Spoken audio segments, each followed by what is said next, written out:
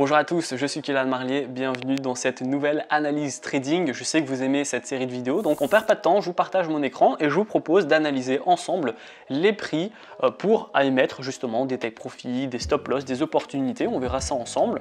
Donc là je suis sur l'AUD/USD, je vais commencer mon analyse en D1, évidemment. L'objectif ça va être de tracer mes supports, mes résistances, etc. Donc on va commencer par ça justement. La première chose que je fais en D1, c'est que je mets mes supports et mes résistances. Donc là j'en ai un ici et je vois, je vais même le supprimer comme ça je vais pouvoir vous expliquer, je vois que là l'histoire se répète. J'ai ici une grosse baisse, d'accord, on a une accélération baissière et puis on a une petite bougie verte et puis boum, donc la bougie verte qui vient un peu freiner la baisse, montrer que c'est terminé, les acheteurs ont repris justement le devant et ensuite boum, on a une hausse qui est vraiment, qui montre de l'impulsion et qui montre de l'envie de rebondir. Et là du coup, eh bien la même chose, on a une accélération baissière, une petite bougie verte qui vient stopper net la baisse et une impulsion ici à la hausse qui vient montrer cette envie de rebondir. Donc l'histoire se répète et on a donc envie qu'elle se répète jusqu'au bout pour aller venir justement toucher notre take profit. Donc voilà, on le sait, je viens de vous le dire, donc maintenant je vais pouvoir tracer mon support ici. Ensuite, en termes de résistance, je vais en avoir une qui est plus ou moins ici, voilà. Pourquoi? Parce que là on a un rebond, là on a un rebond aussi. Donc je peux vraiment le mettre en take profit. Les 61,11, en plus c'est un chiffre rond, donc ça peut être mon take profit, pourquoi pas. Et ensuite, eh bien, du coup, vraiment je vais dire pour les gens qui font du swing trading, le take profit ultime serait celui-ci. Pourquoi? Parce que là c'est vraiment dans le cas où l'histoire se répéterait, je vais dire vraiment à 100%, quoi, d'accord? Donc ça ce serait pour les gens qui font un gros day trading, on va dire. À mon avis il faudra une voire deux journées avant de toucher le take profit. Là ici il faudra plusieurs semaines, donc on est vraiment sur du gros swing trading, d'accord. Maintenant voilà, je vais vous donner un peu les objectifs en fonction des intradés, des day traders, etc. Donc là on a vu un peu ensemble les supports et les résistances. On va pouvoir passer en H4. Vu que là on va être en H4, on va avoir 6 fois plus de détails. Donc eh bien justement ça veut dire qu'on va pouvoir avoir des supports ou des résistances qu'on ne voyait pas forcément en D1. C'est d'ailleurs justement ce que on va voir ici. En fait là j'ai quelque chose éventuellement, c'est ce niveau-ci. Hop, je vais le mettre en blanc, ce niveau-ci. Pourquoi? Parce que regardez, je vais même pouvoir le mettre là, hop, et je vais ici, clac, voilà, le mettre en H4.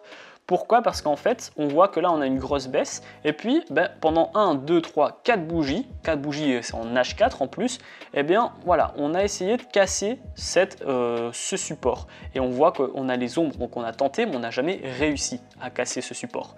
Et là, c'est pareil, on a tenté, et là, on voit que c'est vraiment la première bougie. Alors, c'est pas fini, hein, attention, parce que il faut vraiment attendre la clôture, mais qui serait haussière. Donc là, une clôture de la bougie au-dessus de ce niveau-ci montrerait vraiment une hausse en H4, donc ça peut être intéressant. Là quand je dézoome, je pourrais prolonger sur ce niveau-ci également. Là je vois qu'on a eu des rebonds et là une résistance. Vous voyez, je pourrais vraiment me prolonger comme ça, mais je dois vraiment attendre la clôture. Je ne peux pas me positionner maintenant.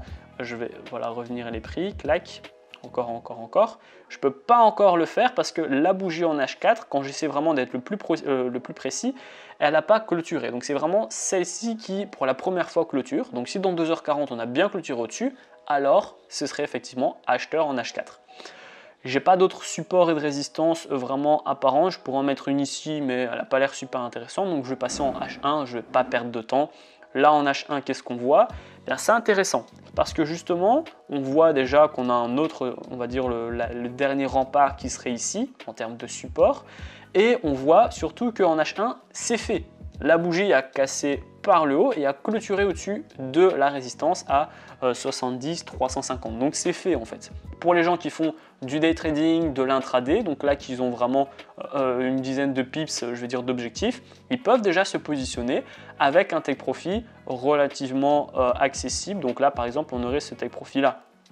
Où là, je dézoome un petit peu, on voit que là on a rebondi parfaitement. Là, on a rebondi encore et là, on a rebondi. Et puis, on a cassé, on a tenté de réintégrer, mais on n'a pas réussi. Pourquoi je dis que c'est intéressant pour les intraday des traders? Parce que regardez, là, on voit qu'on a 14 pips. Là, on voit qu'on a 12 pips. Là, on voit qu'on a 9 pips. Donc, on va dire que la moyenne de la bougie, elle est de 12 pips. D'accord? Donc là, si je prends à partir de maintenant, donc à l'ouverture, parce que la bougie n'est pas terminée, à l'ouverture ici, jusque le take profit, c'est 18 pips. Donc ça peut me prendre, on va dire, 2 bougies. 2 bougies avec une moyenne de 9 pips, c'est vraiment la moyenne basse. Et 2 bougies en H1, ça correspond à 2 heures. Donc se positionner pendant 2 heures, eh bien c'est les objectifs des intradés.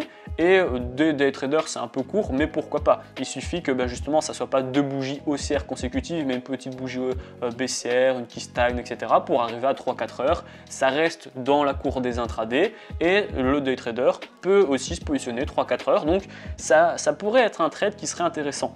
Justement de mettre ce take profit ci pour les gens qui sont à court terme, vraiment ils vont chercher juste la confirmation du rebond en fait. Et pour le coup, le stop loss, lequel serait le plus adapté, ce serait un stop loss plus ou moins ici en fait. Donc voilà qu'on a un autre rebond, d'accord? On a un rebond ici. Donc moi je mettrais plutôt mon stop loss juste ici. Clac, et je vais le mettre de façon à ce que vous puissiez le voir correctement. Je le mettrai en rouge. Voilà. Ainsi, du coup, si on touche mon take profit, on va aller chercher 18 pips. Et si on touche mon stop loss, on va aller chercher, hop, actuellement, voilà, 24 pips. Mon ratio n'est pas bon. Là, pour le coup, je vais chercher trop peu pour ce que je peux me permettre de perdre. Donc, 2 solutions. Soit je bouge vraiment pas mon stop loss parce que j'aime bien comment il est, soit je décide de le monter. Alors, là, ce stop loss-ci, il peut être intéressant si vous mettez un take profit là. Donc, pour les day traders, par exemple, ça peut être OK. Day trader, voire swing déjà. Ça peut être intéressant si vous faites ça. Un take profit ici et un stop loss ici. Comme ça, là, vous avez un bon ratio. Vous avez 60 pips à la hausse, 22 pips à la baisse. C'est un ratio de 1,3. C'est OK. Je supprime comme ça, je vais bien démarquer les swings des day traders, etc. Là, on a un take profit day trader et intraday. Et du coup, ce niveau de prix, je peux le remonter un peu et le mettre ici en rouge pour le transformer en stop loss. Pourquoi je mets mon stop loss ici? Je vais vous expliquer. En fait, moi, là pour l'instant, j'ai envie de me positionner le plus proche possible de ce support. Parce que vu que c'est un support, les prix vont rebondir, d'accord?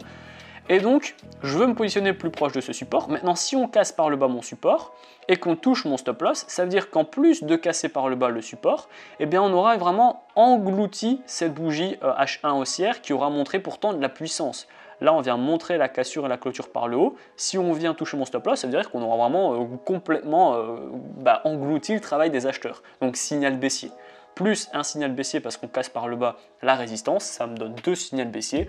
Bon, si on touche mon stop loss, j'ai vraiment plus envie d'être acheteur. D'accord? Donc là, c'est un stop loss qui serait bien placé. J'aimerais plus ou moins me positionner ici, voilà, au milieu de la bougie. Donc, ça me donnerait 11 pips à la perte et ça me donnerait 22 pips à la hausse. Ça me donne un ratio de 2-1. Exactement, parfaitement.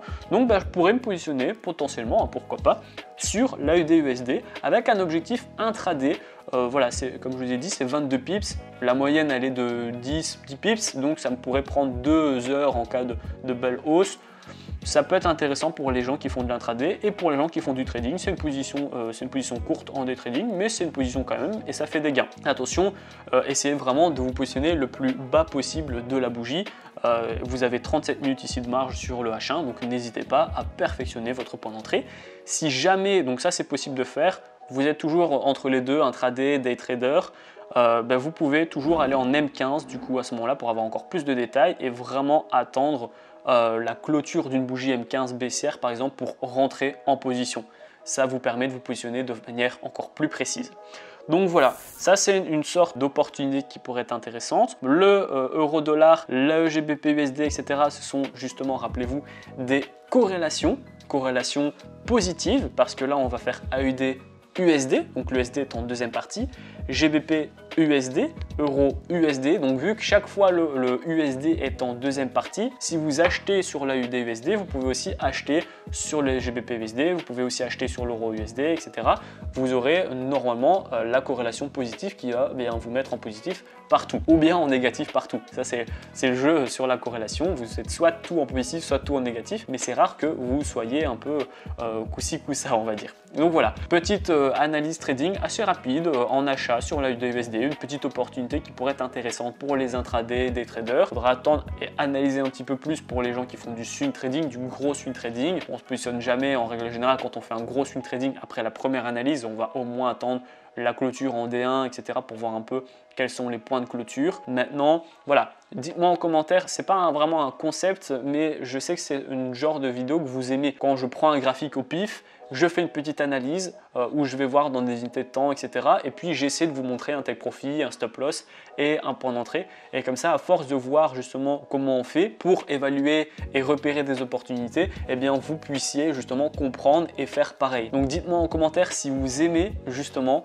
ce genre de vidéo et je pourrais vous en faire beaucoup plus, soit une grosse vidéo un peu plus longue sur plusieurs paires d'un coup, ou soit plein de petites vidéos éparpillées sur une seule et même paire. Dites-moi également en commentaire si vous voulez que j'analyse sur une paire précise, dans une unité de temps précise ou autre, ou que vous avez un billet et que vous voulez que justement je le regarde. Alors d'office, j'ai beaucoup de vidéos d'avance, donc ça ne sera pas dans la foulée, mais c'est sans aucun problème si vous voulez une vidéo que je peux faire également. J'attends votre retour dans l'espace commentaire. Si vous avez rien compris ou que vous avez bien compris mais que vous avez encore des difficultés à mettre vos positions, n'oubliez pas que vous avez accès à ma formation offerte dans la description. C'est le tout premier lien, ça vous permet de faire vos premiers pas et vos premiers gains dans le monde du trading. Je vais vous donner des plateformes super intéressantes pour les débutants, je vais vous donner des stratégies et des indicateurs pour les débutants. Également, je vais vous expliquer comment j'ai fait mes premiers 1000 € par mois en trading pour que vous puissiez faire pareil. Et puis, je vais vous donner un cours sur les take profits, sur les stop loss pour que vous puissiez être un bon trader qui dure dans le temps.